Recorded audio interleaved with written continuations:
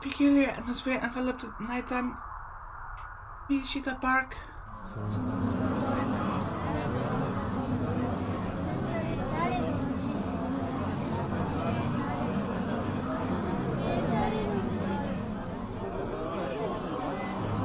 What the fuck, game?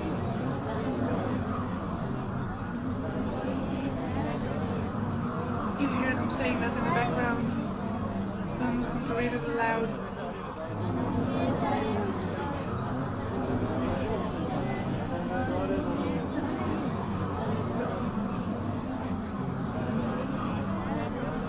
Wait a second. Something just clicked.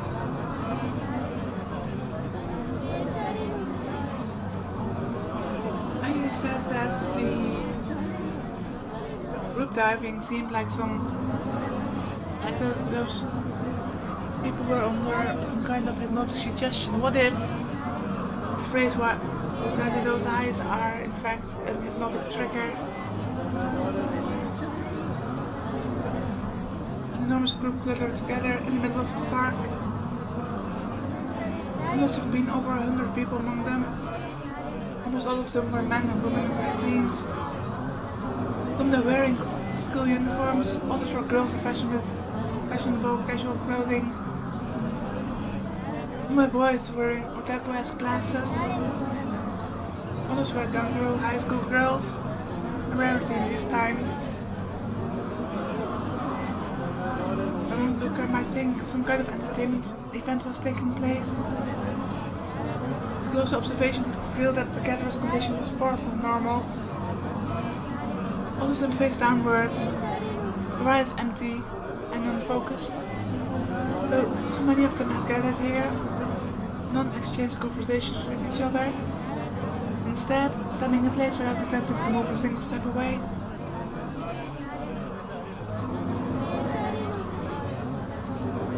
Every single one of them wore faint smiles, and all were muttering something under their breath. The words they poured all their heart and soul into repeating were, "Whose eyes are those eyes?" Those words emitted by the mouths of the 100 murmurers resounded through the park, either like a Buddhist sutra, flat and emotionless, like my reading. Perhaps because of how bizarre it seemed, there were no other figures to be seen in Miyashita Park. Office lady cutting through the park on the way from work, a middle-aged woman taking their dogs out for a walk, a group flustered at the unnatural spectacle, and turned back the way they had come.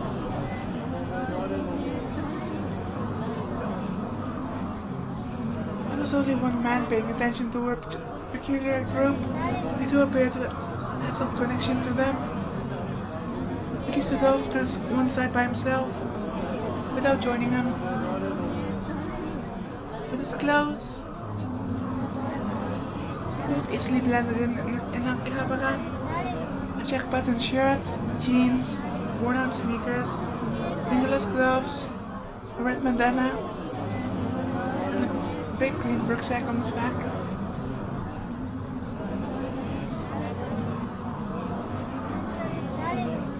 He was fairly corpulent, to the point that his shirt buttons started to pop apart any moment now. Though it was the latter portion of October, it should have been rather cool out. He constantly wiped sweat from his forehead with a hand towel. That's not healthy. It sounds like he has a fever of some kind. His eyes darted around as if he couldn't calm down. His shoulders also seemed to be shaking with laughter. Aside from the group's like chant, unidentified mechanical sound echoed through the park, emerging from his rucksack.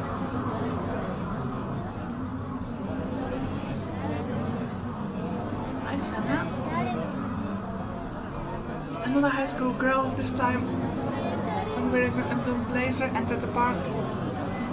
Far from shrinking away from the other group, she fixed her eyes on them and steadily drew nearer. She was infused with intimidating poise as she walked. The long dark hair stirring in the breeze. Is she going to summon her tea sword and just spell this shit? In sharp contrast with that, he for some reason held an half-eaten obstacle. The group took absolutely no notice of her. Having completely entered their own world, they focused slowly, continuing to recite the same words. Nor did she lift an eyebrow at being ignored.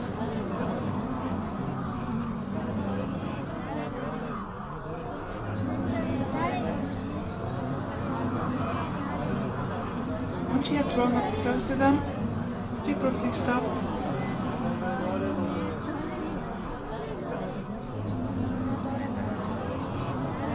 There was a remarkably languorous air to her. She bit down on her popsicle.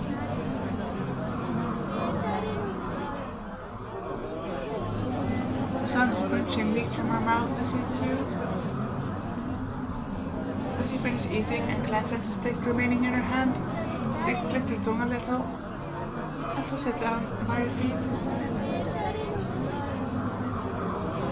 The look in her eyes remained sharp as she moved her gaze across the group, going one by one, from face to face. Oi, nanda yo omae. Suddenly, the skin got insanely good. The Brexit wearing man spoke up as if he's reached the limits of his endurance. Naturally, the girl, Aizana, was aware that this man alone had been studying her for some time now. She snorted as though to mock him, then suddenly crossed her hands over each other as she extended them directly in front of her. Yes! Here we go!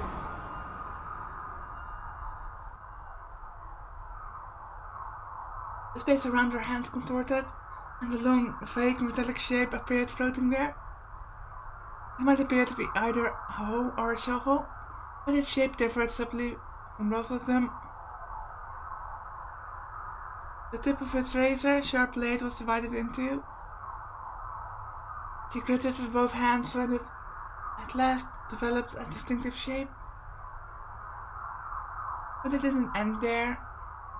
Immediately after, a blue light burned along the double blade. She held in the air to her right hand at which it pointed.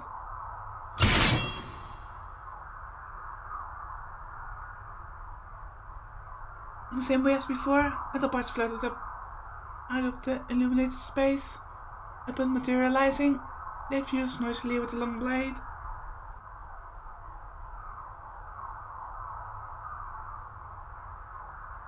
That T-sword is really awesome.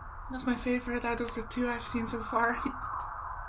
At last, they formed a ring, and another trail of light streaked from it towards the right. The divided blade traced the trail as it rose. The one might have thought it was a shovel or a hoe. It had at some point metamorphosed into a giant sword.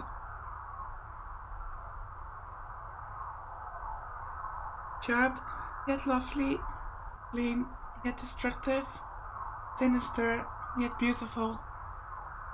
With a supreme sense of presence, the sword settled into Senna's hand. The man with the rucksack showed no reaction. He only narrowed his lips and stared at her. 関係者じゃないだろ。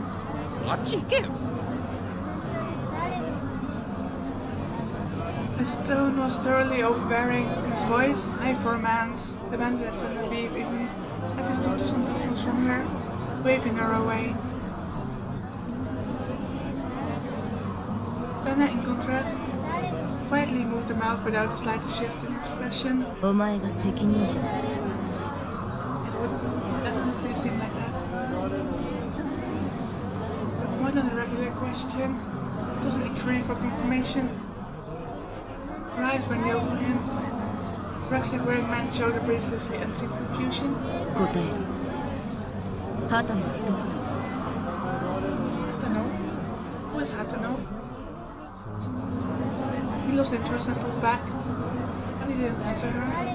The group muttering, "Whose eyes are those eyes?" made not a single effort to intervene in the exchange. Maybe it would be more appropriate to say that he hadn't even registered with them.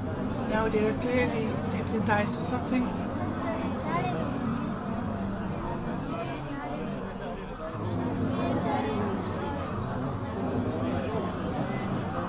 His gaze clashed with that of the man.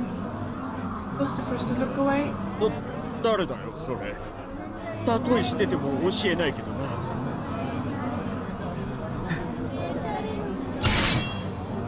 Falling silent, Sanna's removed two-handed sword with ease, brandishing it as though to weigh the distance between her and him. She lowered her center of gravity, and her torso leaned forward into a battle stance. 誤解するな。 Sword radiated light again, but rather than the same blue as before, it was a reddish purple light.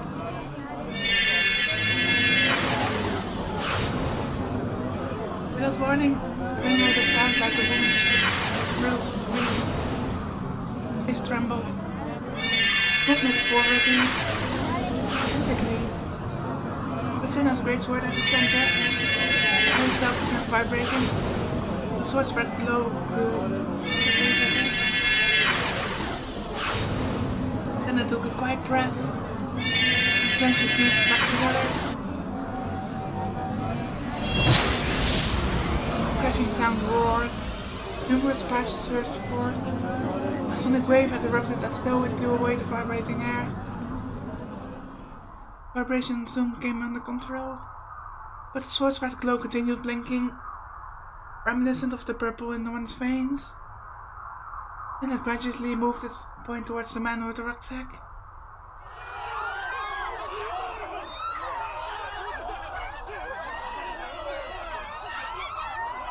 Seems she somehow broke the hypnotism, but now even the disinterested group had begun to evince some perplexity. They began running away, bewildered, most of them seeming startled, as if they had just come back to themselves.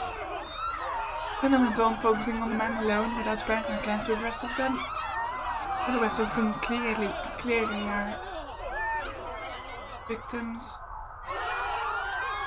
But then again, this is really perplexing. It seems like this is some kind of trial. Somehow, like the new gen perpetrator, I think the one behind it all, I don't know if it's joking or not, but I think that the one behind it all is just testing things. And the man with his rucksack is clearly not a pawn of the one behind it all. Though he had not previously demonstrated any obvious fear, he began growing flustered, going pale. He retreated one step at a time. He shook his head like a stubborn child. 待って、俺は旗野なんてやつ本当に知らないんだ。ただ指示されただけ。 Hey, here we go. I don't know who's behind this, who the perpetrator is. 誤解するなと言ったはず。 And I took no notice of his plea. 質問したのはただの挨拶代わりだ。お前が何を答えたってそれを壊すことに変わりはない。 But what is it exactly? A fierce glitter resided in her eyes. Hurrying out pathetically, the rucksack man turned on his heel to flee, but that scared group, holding right and left, lay ahead of him. His escape route blocked. The panicking man pulled to a halt so fast he pitched about. That was when Senna leapt forward, closing the distance between them.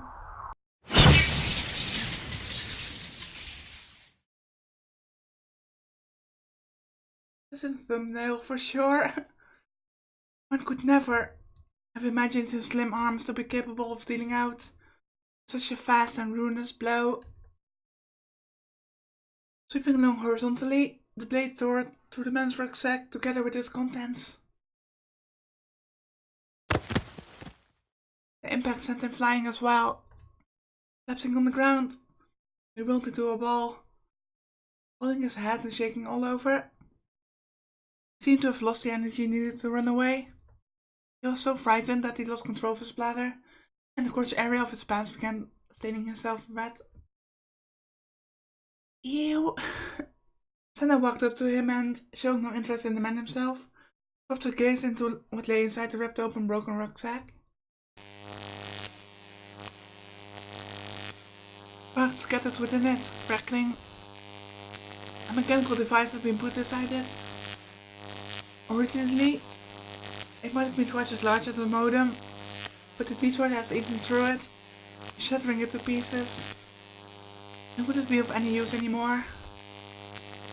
One could no longer hear the evidently mechanical whir that had been coming out of the rucksack until a few seconds earlier. Nozomi.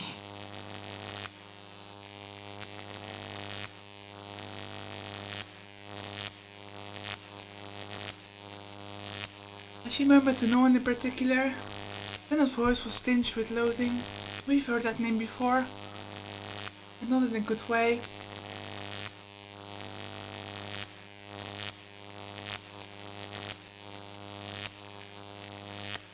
Nozomi was that group that's running experiments behind the scenes. I don't even remember which part it was, but it's not good.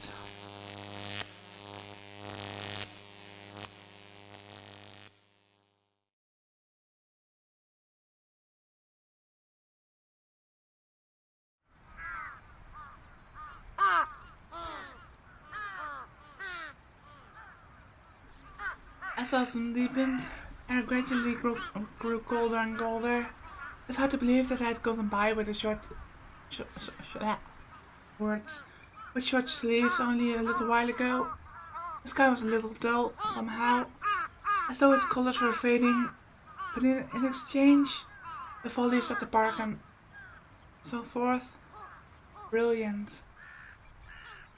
Maybe the trees were stealing away the sky's vibrancy. I stuck my toothbrush in my mouth as I gazed up at the subdued sky.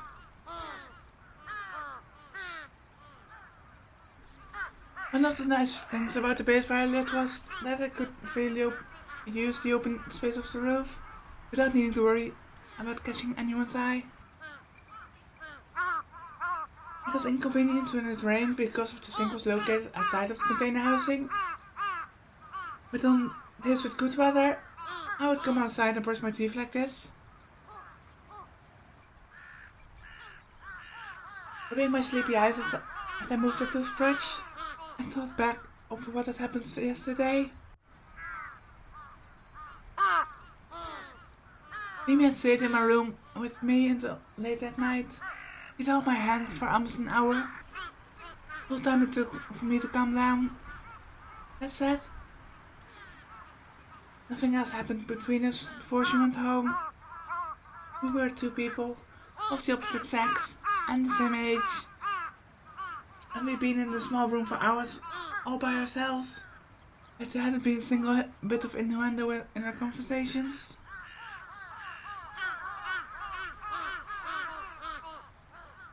If I had the ability to talk about such things, I thought I would already be living a full-fledged life. No, more than that. Part of me with interior motives made me want to throw up. I really like his character development at this point where he's going. Remy was pure-heartedly trying to help out as a friend.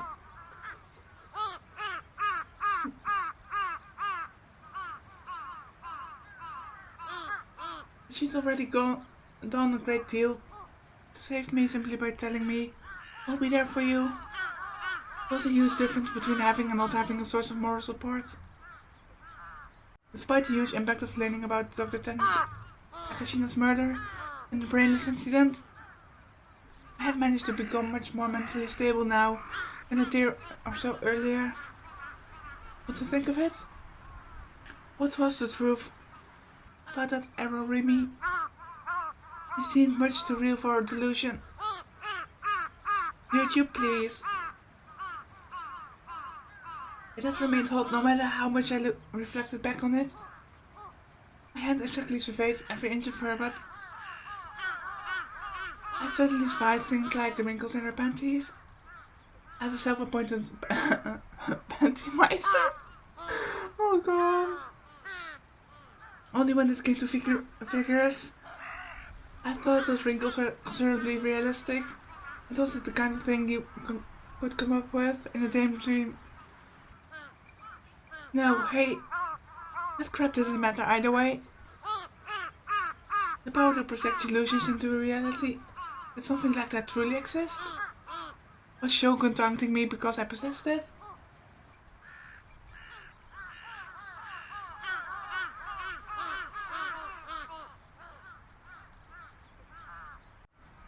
Somehow, I don't think Shogun is the one behind these murders. Because the last time Shogun popped up into Takemi's illusions, he was encouraging him to find the D-sword because it was what needed, and I think I can safely assume that these swords are needed to dispel certain delusions. And I think Nozomi is the big bad that is somehow experimenting with putting illusions into people's heads.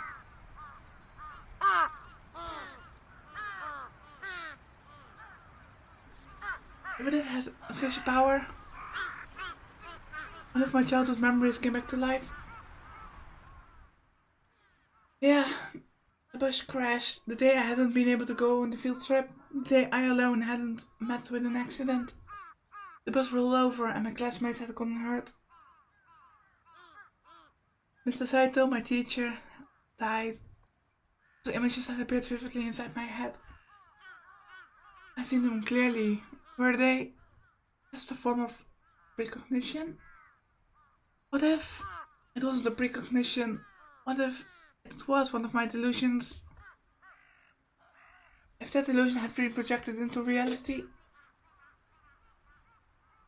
My body threatened to start quaking, but I wrapped my arms around myself to suppress it. だとしたら僕は Murderer.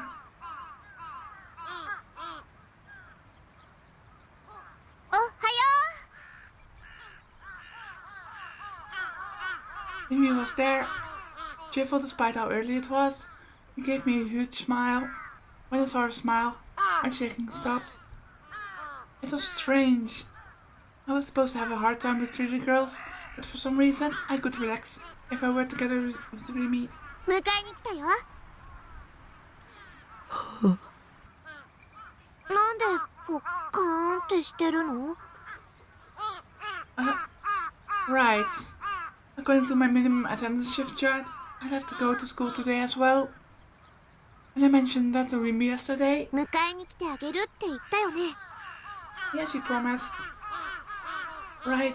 Thanks to Shogun, I was not afraid so much as to walk around myself. Outside by myself. I can even read. Take me to that.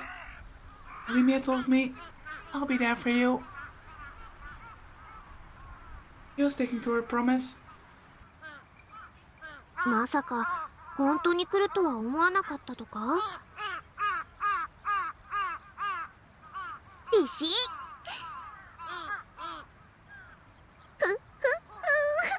残念でした。こう見えても私尽くすタイプなんだ。Rimi said, winking impishly.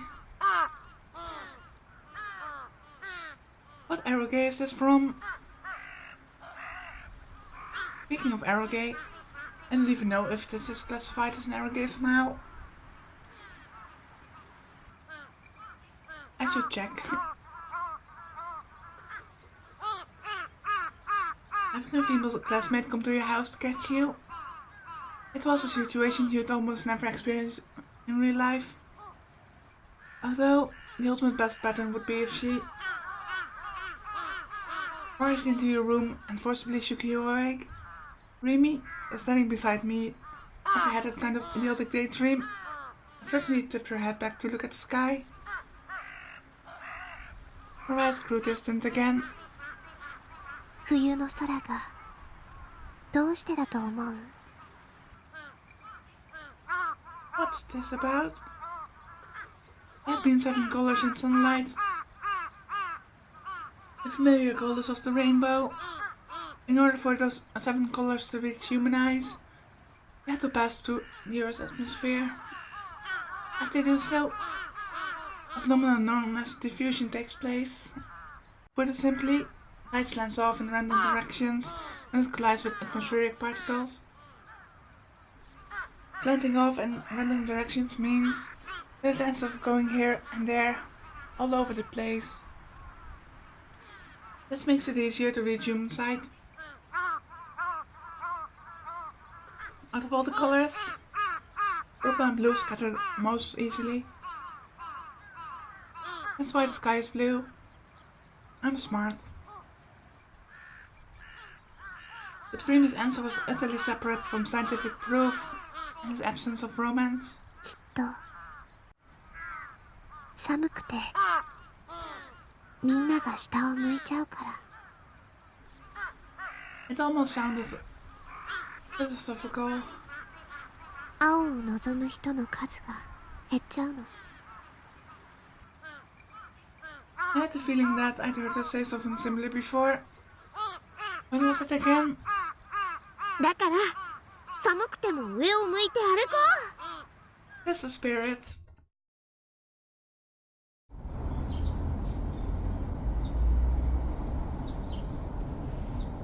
I hastily changed outfits and left the Kurenai building with Remy. Went to school together. No matter how I looked at it, this was the essence of being in real life. Oh, why that was really funny to me.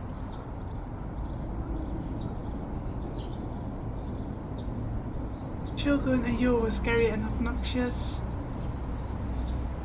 And the die, no really go die type. But it was thanks to them that I was able to undergo this sort of real life experience. Maybe I should be a tiny bit grateful to them. I tried to compel myself, but Dr. Takashina's face revived at the back of my mind, and my crazy mood soon drained away. It might be my fault that he'd been killed. Shogun had murdered the doctor with a connection to me, either as a sign to me or a form of provocation. Fear and insecurity overwhelmed me. I don't think it's Shogun per se, but I do think that this whole Nozomi group is running experiments on Takumi and just killing people around him just to see how he reacts, possibly.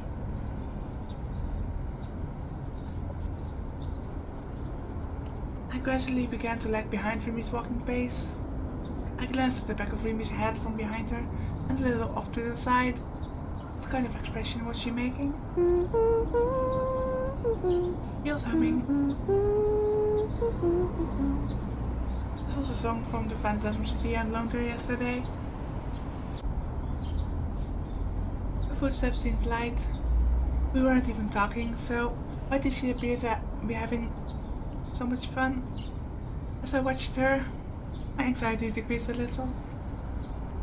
But honestly, I wondered why Remy was this kind to me. Could the reason be for it to be found in my time spent with her?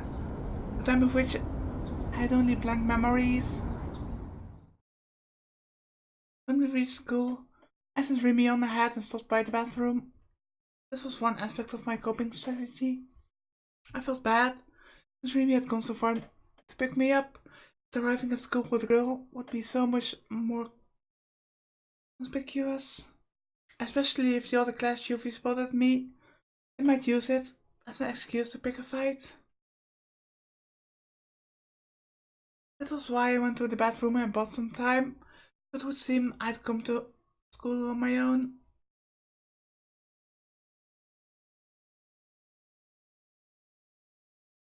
On a side note, I failed in this. I left the bathroom in every appearance of innocence and, facing downward, walked along the edge of the hall to my classroom. Midway though, I saw Ayase walking toward me from afar.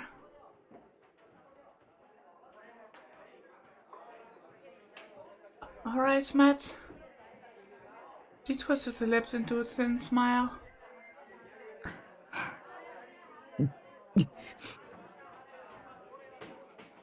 Ayase was a celebrity. I figured I'd hold back on talking to her in school, that it would make me stand out. But with her standing there as though to block my way, I had no choice but to follow her lead. 匠、あれから警察はどう？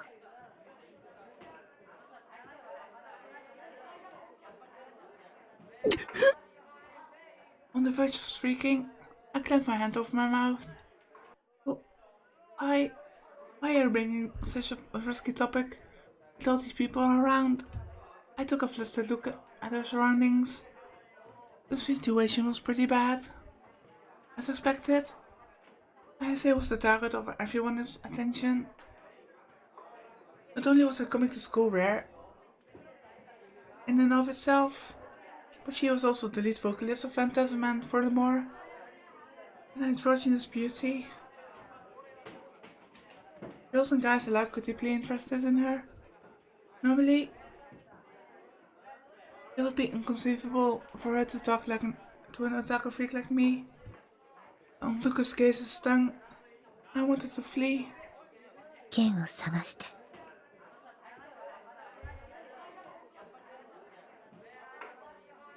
君はそうしなくちゃいけないのよ。I remember that Shokun said the same thing. He said the same thing every single time we met. Ayase might have been on my side, but I got pretty sick of her when she repeated herself like this, like she was the village idiot.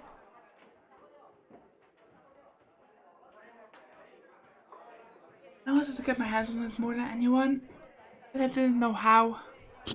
ヒントが欲しい。君はどうやってあれを手に入れた？いつの間にかそこにあった。That's not helping.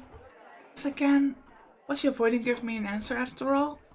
気づかなかったわ、最初は。でも、ちょっとだけ見方を変えたら分かった。もしかしたら、匠にももう見えているのかも。見ていないだけで。I had no idea what she meant. Talking with Ayase always wore me out. But meet us and go hunt with you. 剣はちゃんと探してるよ。僕だって絶対手に入れたいから。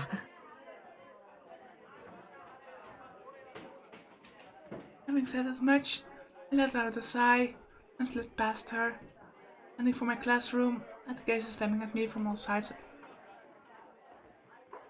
Grew intolerable. There, I became even more depressed. Yuzumi-kun spearheaded a mixed-sex group of kids. All staring at me dazedly. Damn it! They spotted me talking to Ayase. Shit. Who knew what they'd say to me? I'd be fine if they shunned me. I have it cold when I thought about them quarreling with me like a playground gang. I lowered my eyes, making myself as small as possible, and went towards my seat. Please, I'll do anything. Leave me alone. おいおいおい。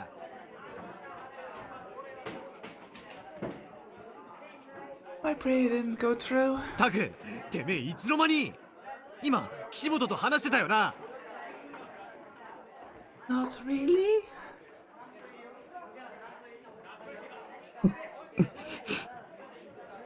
Look at who was false silent. I couldn't lift my face to him.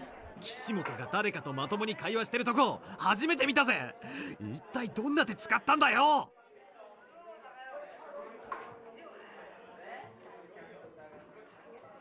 I'm begging you, please don't talk so loudly that it reverberates through the whole classroom.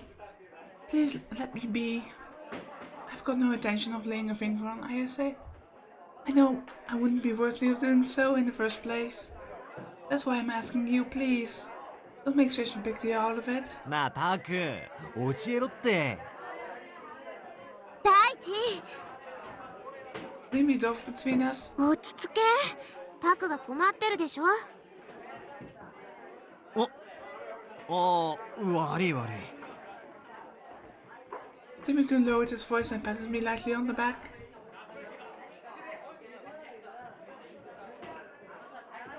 Head still hanging, I sighed quietly. Remy had saved me yet again. で、実際のところどうやったんだ。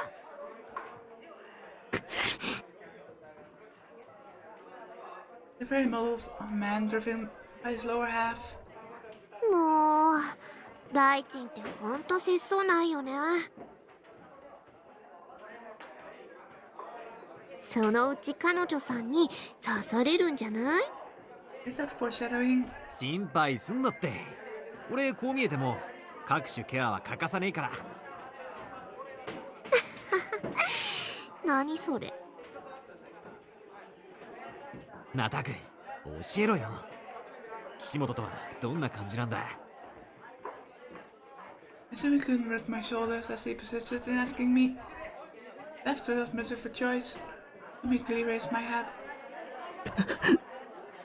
About half the people from before were taking quick glances at me as we whispered to each other. Shit. They were still watching me. Don't look at me. The nape of my neck prickled. It would be the end of me if I caught a delinquent's fancy. Bullying hell would be something awaiting me. What to do? Should I run? Skip out on classes and hurry on home?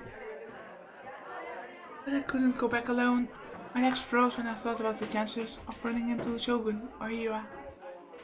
Could I have Remy come along with me? She'd said before that she'd be the devoted type.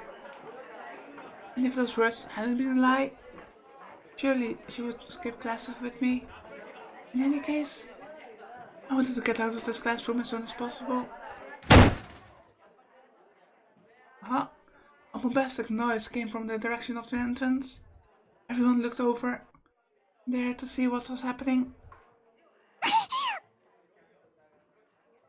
The transfer student. Teary-eyed. She rubbed her forehead while bowing to everyone around her, silent as always.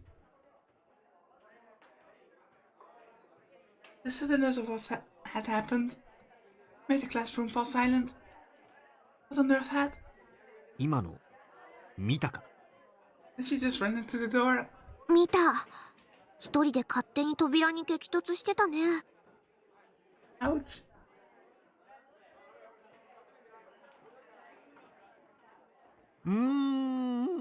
やっぱ梢ちゃんは可愛いな。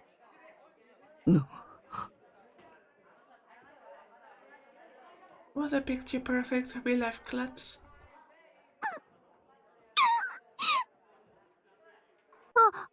また泣いた。大丈夫かな？すごい音してたけど。Yeah, it sounded really painful. After murmuring worriedly, Remy went up to the transfer student faster than anyone else. She was quite a meddler. Maybe I should call it her kindness.